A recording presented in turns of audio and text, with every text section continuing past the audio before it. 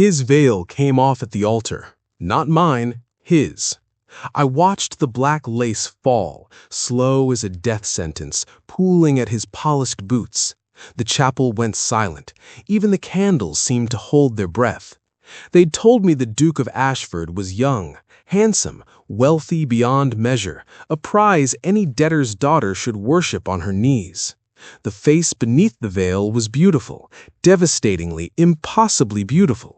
Sharp cheekbones, dark hair that caught the light like spilled ink, eyes the color of a winter storm, and scars. 3 of them, carved deep across the left side of his face from temple to jaw. Not the kind you get from falling, the kind you get from claws. "The ceremony will continue," he said. His voice was silk wrapped around a blade. The priest's hand shook as he turned the page. My father stood in the back row, head bowed, refusing to look at me. The papers were already signed, the debt already paid. I was already his. The Duke smiled then. It didn't reach his eyes. "Say your vows, Miss Hartwell, or shall I say them for you?" I should have known then that beautiful and monstrous were not opposites. I should have understood that the worst monsters wear the prettiest masks. But I didn't know his secret yet. I didn't know what hunted in the dark. I didn't know why 3 women before me had entered Ashford Manor as brides and left as corpses. Hi, my beautiful family. I trust you enjoyed the last story. Thank you so much for sticking around with me. I truly appreciate your love and support. If you're already hooked in for today's story and ready to enjoy it, click subscribe and let me know in the comments where you're watching from, because tomorrow I will be giving you another story just as interesting as this one, and you don't want to miss it. If you are new here, please like and subscribe immediately to help this channel grow rapidly. Now let's get in. 3 weeks earlier, the drawing room still had furniture.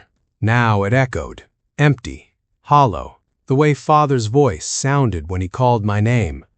Catherine. I stood by the window, watching rain turn the street to mud. The creditors had come again this morning. I'd counted their footsteps on the stairs. Heavy, certain, the footsteps of men who knew they'd already won. "Catherine, sit down." I turned. Father sat in the only chair left, his study chair, the one Mother begged them not to take. His hands rested on the armrests, but they weren't steady. They never were anymore. Mother stood by the cold fireplace. No coal for 3 weeks now. Her shawl was threadbare. I could see her collarbones through the fabric. "We've found a solution," Father said.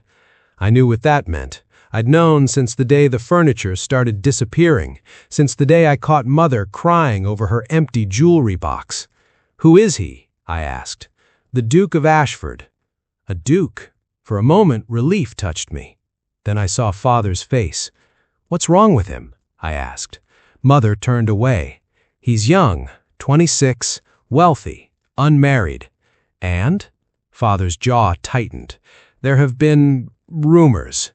The rain grew louder. Somewhere in the house, a floorboard creaked. The debt collectors, probably, counting what was left to take. "What kind of rumors?" "3 engagements," Mother whispered. Her voice cracked. 3 dead fiancés. My stomach dropped.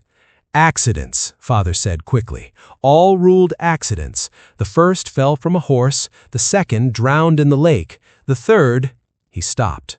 "The third what?" "They found her in the garden," Mother said, throat torn open. I couldn't breathe. The corset was too tight. The room was too small. "You're selling me to a murderer." "We don't know that," Father said, but he wouldn't meet my eyes. "The authorities investigated," Mother added. "They found no evidence. He was cleared of all suspicion." "Then why hasn't he married?" Silence. "Why would a duke need to buy a bride?" I pressed. Father stood, walked to the window, stared at nothing. "He offered to pay everything, every debt, every penny we owe. Your mother and I would be saved, and I would be dead." "You don't know that," Father said. 3 women, Father, 3. He turned then. His eyes were desperate, broken. If we refuse, they'll take the house tomorrow. Your mother and I will be on the streets by Sunday. We'll starve before winter." I looked at Mother, her hand pressed to her mouth. The choice wasn't really a choice at all. "When?" I asked. 3 weeks, Father said. "He's sending a carriage." 21 days to say goodbye to my life. I nodded. I didn't trust my voice. That night, I lay awake and imagined dying. Would it be quick? Would it hurt? Would anyone even look for my body? The carriage came at dawn on a gray, lightless morning. Mother hugged me. She smelled of lavender and fear. "Be careful," she whispered. "Watch everything. Trust no one." Father handed me into the carriage without speaking. He couldn't look at me. Guilt had stolen his voice. The door closed. The carriage lurched forward. I was alone. The journey north took 3 days. The landscape changed slowly. Green fields fading to barren moors, villages growing sparse and silent. By the second day, we saw no other travelers. By the third, the driver stopped speaking entirely. We stayed at an inn the second night.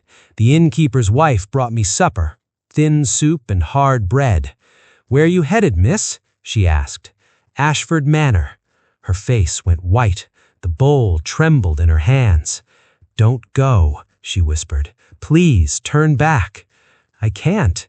The last girl stopped here too. Sweet thing.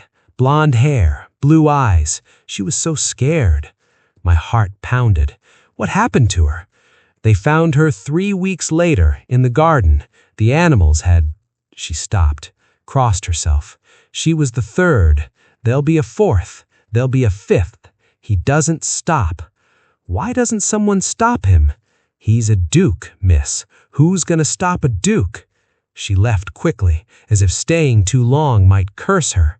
I didn't sleep that night.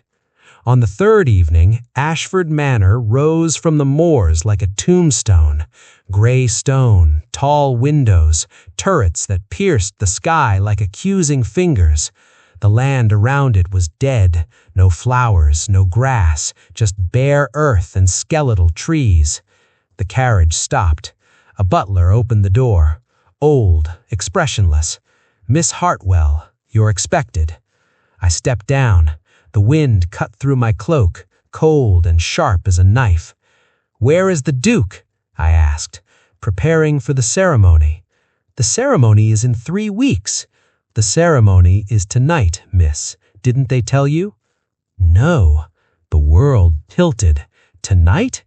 "In 1 hour. Your belongings have been taken to the bridal chamber. The seamstress is waiting with your gown." I couldn't move, couldn't think.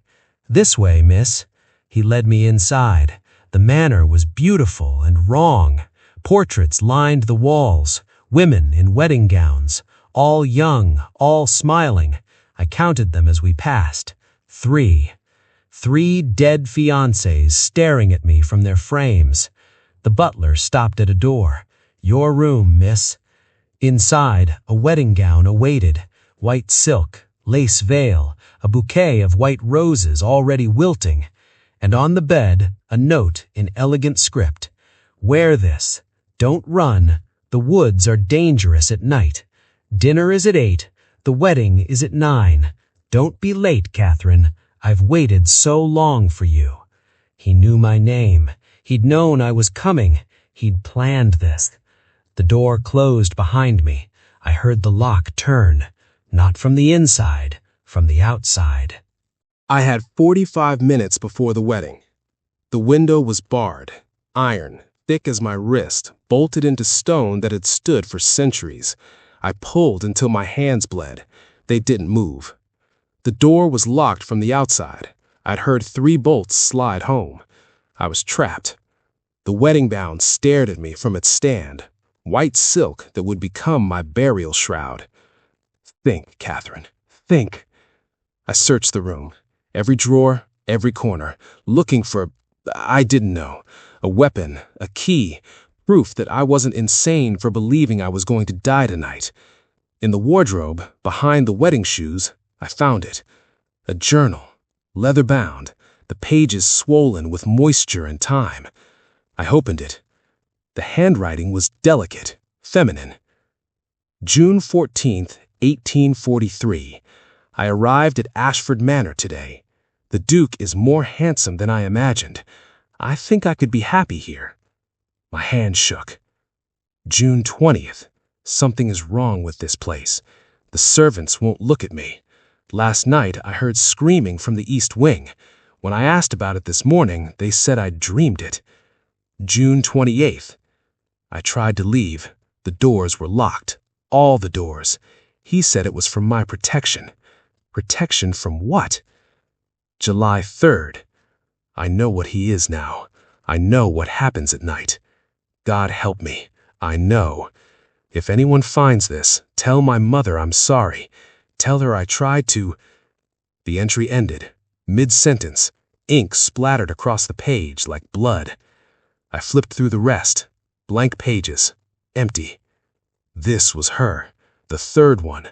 The girl with blonde hair and blue eyes who'd stopped at the inn, who'd been found in the garden with her throat torn open.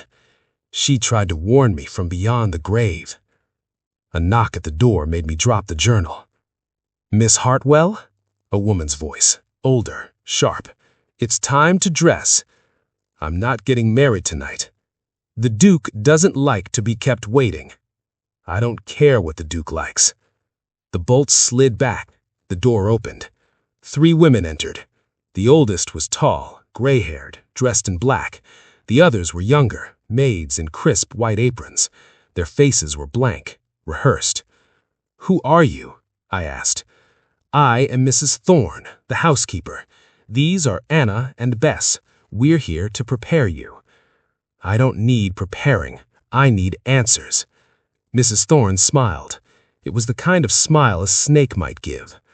"All your questions will be answered after the ceremony." "What happened to the last 3 brides?" The maids flinched. Mrs. Thorne's smile didn't waver. "Accidents," she said smoothly. "Tragic accidents. The Duke was devastated each time." "Devastated enough to stop getting engaged?" "The Duke is a man of great passion. When he loves deeply." "And when he kills?" Mrs. Thorne's eyes went cold. "The Duke has never killed anyone, Miss Hartwell. Now, will you dress yourself, or shall we do it for you?" I wanted to fight, to scream, to run. But where would I run to? The windows were barred, the doors were locked, and even if I escaped the room, the manor was a maze. The woods were dark, dangerous. The innkeeper's wife had warned me. The animals had gotten to her. What if it wasn't animals at all? "Fine," I said. "I'll dress." They worked in silence, lacing the corset, fastening the gown, pinning the veil. I watched them in the mirror, 3 women preparing a sacrifice. "Why does he wear a veil?" I asked. Anna's hands paused on my hair. "The Duke has his reasons," Mrs. Thorne said. "The scars?" "Among other things." "How did he get them?" Mrs. Thorne met my eyes in the mirror. "Some questions are better left unasked, Miss Hartwell." They finished. I looked like a bride. I felt like a corpse. Mrs. Thorne handed me the bouquet. White roses, already wilting. "It's time." They led me down corridors that twisted and turned. Portraits watched from the walls. Women in wedding gowns. All dead now. Would my portrait hang here too? The chapel was small. Stone walls, stained glass windows showing saints with sorrowful faces. Candles burned everywhere, casting shadows that moved like living things. The Duke stood at the altar. Even from behind he looked wrong. Too still, too perfect, like a statue waiting to come alive. The priest stood beside him, ancient, trembling. He looked at me with something like pity. No guests, no witnesses, just us and the dead girl's ghosts.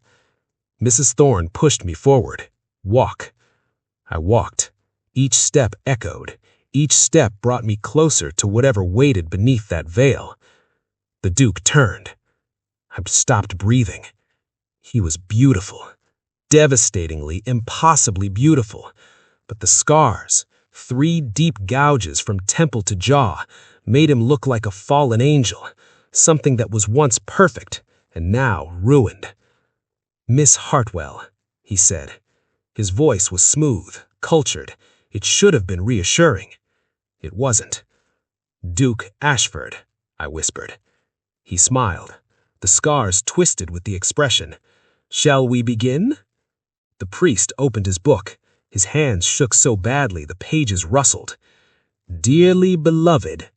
"Wait," I said. Everyone froze. I looked at the Duke, at those winter storm eyes that held secrets I couldn't name. "I want to know what you are," I said. The chapel went silent. "I beg your pardon?" he asked softly. "3 women before me, all dead, all ruled accidents. What are you?" The priest made a sound like a dying animal. The Duke's smile widened. "Perceptive. Answer me." He stepped closer. I smelled rain and earth and something wild, something that didn't belong in a chapel. "Do you believe in monsters, Miss Hartwell?" My heart hammered. "Yes." "Good." He leaned in, whispered against my ear. "Then you'll understand why I need you alive." I jerked back. "What?" "The ceremony," he said louder, turning to the priest. "Continue." "No," I said, "not until you tell me." "I am trying to save your life, Catherine." His voice cracked. For the first time I heard something real beneath the polish. Fear. "But if you don't marry me in the next 5 minutes, we'll both be dead by midnight." I stared at him. "What are you talking about?" He pulled something from his pocket, a letter, unfolded it with shaking hands, handed it to me. I read, "The 4th bride must die by midnight, just like the others. Fail, and you die too." My vision blurred. "Who's the?" "My brother." The Duke's jaw tightened. "My twin brother, Victor." "Your brother killed them?" "Victor kills them. I take the blame. If I don't, he'll expose what I am, ruin my family, destroy everything." "What you are?" I repeated. He looked at me, really looked at me, and I saw it then, the truth in his eyes. "The scars aren't from an accident," he said quietly. "I was attacked 5 years ago.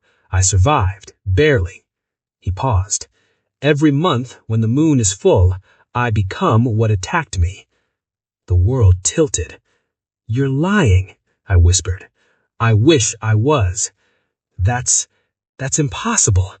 "Is it?" He gestured at the letter.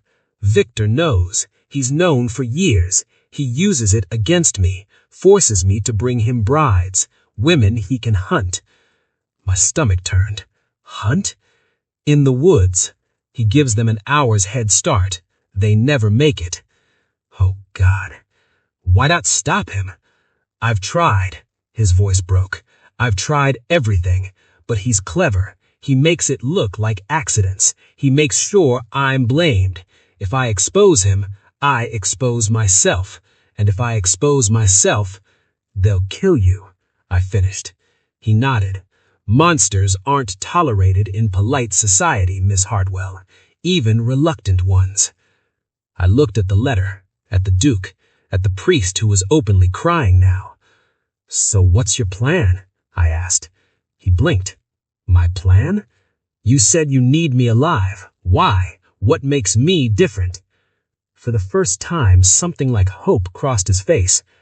"Because Victor doesn't know you're clever," he said. "He thinks you're like the others, frightened, obedient, easy prey." He stepped closer. "But you're not, are you?" I thought of the journal, of the questions I'd asked, of the way I'd refused to dress until they forced me. "No, I'm not." "Then help me," he whispered. "Marry me. Play the terrified bride, and when Victor comes for you tonight, we'll be ready." I looked at his scarred face, tried to see the lie. I couldn't. Either he was telling the truth, or he was the best liar I'd ever met. "If I do this, and you're lying, I'll haunt you forever." He almost smiled. If I'm lying, I'll deserve it. I turned to the priest. Marry us. The ceremony took 3 minutes. The Duke's hand Was warm when he slipped the ring on my finger. His vows were steady. Mine shook. When it was done, he kissed my hand. Not my lips, my hand. Thank you, he whispered, for trusting me. I don't trust you, I said, but I trust that letter, and I trust that someone needs to stop your brother. He nodded. Tonight, when the moon rises, Victor will come. We need to be ready. What's the plan? He led me from the chapel, down corridors, upstairs, to a room in the east wing. Inside was an arsenal. Knives, crossbows, silver bullets, chains. Victor is human, the Duke said, but he's strong, fast. He's been hunting for years. He knows these woods better than anyone. And you? He looked away. Once a month, I become something else, something that could stop him. But tonight isn't a full moon. Tonight, I'm just a man. I picked up a knife, tested its weight. Then we'll have to be smarter than him. The Duke stared at me.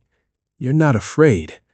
I'm terrified, I said, but fear doesn't stop me. It makes me sharper. For the first time, he smiled, really smiled. It transformed his face. Catherine Hartwell, he said softly, I think you might actually survive this. Catherine Ashford now, I corrected, and we're both going to survive this. The clock struck 11. 1 hour until midnight. 1 hour until Victor came to kill me. We got to work. The woods were silent. We stood at the edge, watching darkness swallow the trees. The Duke had changed into hunting clothes, black, practical. He'd armed himself with silver knives and a crossbow. I wore the wedding gown still. Victor would expect that. The terrified bride, the easy prey. Let him think it. He'll come from the north, the Duke said. He always does. Drives them toward the ravine. How long do they usually last? 20 minutes, maybe 30. I checked the knife hidden in my skirts. I'll last longer. A howl split the night. Not a wolf, not quite human, something between. That's him, the Duke whispered. He's announcing the hunt. My heart raced. Every instinct screamed, run. I stood my ground. Remember, the Duke said, let him chase you, lead him to the clearing.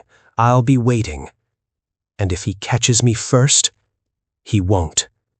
But if he does? The Duke's jaw tightened. Then I'll tear him apart with my bare hands. Another howl, closer now. Go, he said, run. I ran. The forest exploded around me. Branches clawed at my dress. Roots tried to trip me. The wedding gown was heavy, ridiculous, a death sentence in white silk. I tore at the skirts, ripped them shorter, kept running. Behind me, footsteps, fast, inhuman. Little bride, a voice called. It sounded like the Duke, almost, but wrong, twisted. I can smell your fear. I didn't answer, saved my breath, ran harder. The clearing appeared ahead, moonlight, open space. The Duke was somewhere in the trees, hidden, waiting. I burst into the clearing and stopped, turned.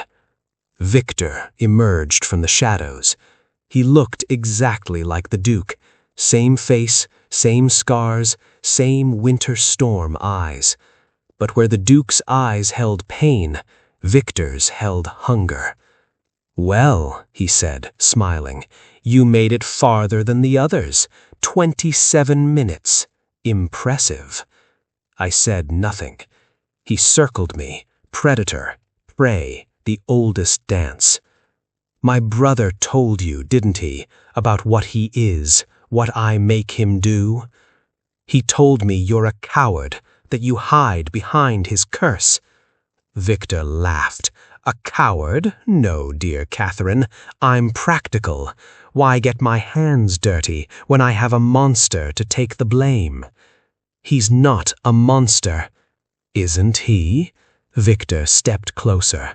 Once a month, he becomes a beast, kills anything in his path. He's dangerous, Catherine, and you married him. Better than marrying you. His smile vanished. Clever tongue. Let's see how clever it is when I cut it out. He lunged. I dodged barely. The knife hidden in my skirts was suddenly in my hand. Victor saw it, laughed. You think that will stop me? No, I said, but he will. The Duke dropped from the trees behind Victor. No crossbow, no weapons, just rage.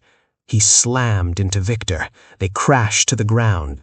Brothers, twins, identical except for the darkness in their souls. They fought like animals, vicious, no rules, just survival.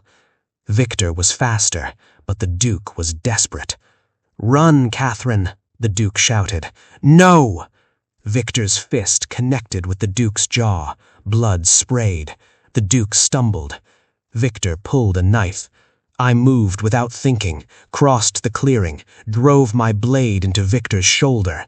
He screamed, whirled, backhanded me. I hit the ground hard, tasted blood. Victor stood over me, knife raised. You'll die screaming. Not tonight, the Duke snarled. He tackled Victor. They rolled, struggled.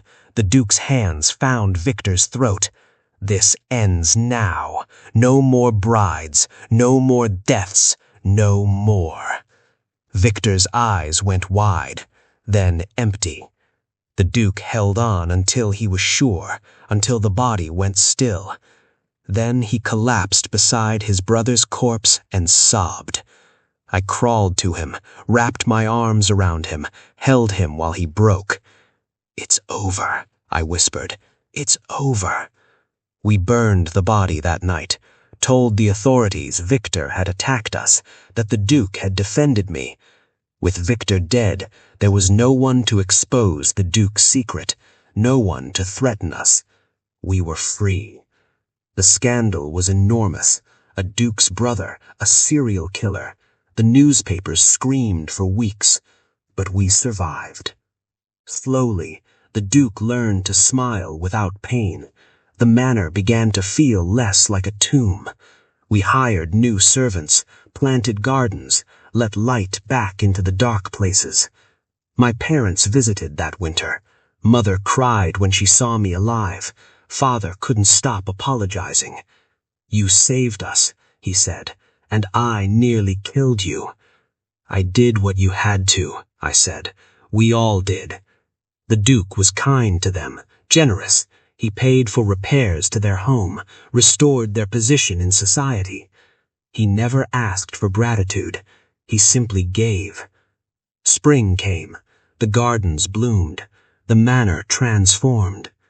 One evening, we stood in the East Wing, the room where we'd planned Victor's downfall. I never thanked you, he said, for trusting me, for staying. You gave me a choice, I said, the first real choice I'd had in months. He took my hand. I'm giving you another choice now. What choice? This marriage was born from desperation, from fear, but it doesn't have to stay that way. He looked at me, really looked at me. Stay with me, not because you're trapped, but because you want to.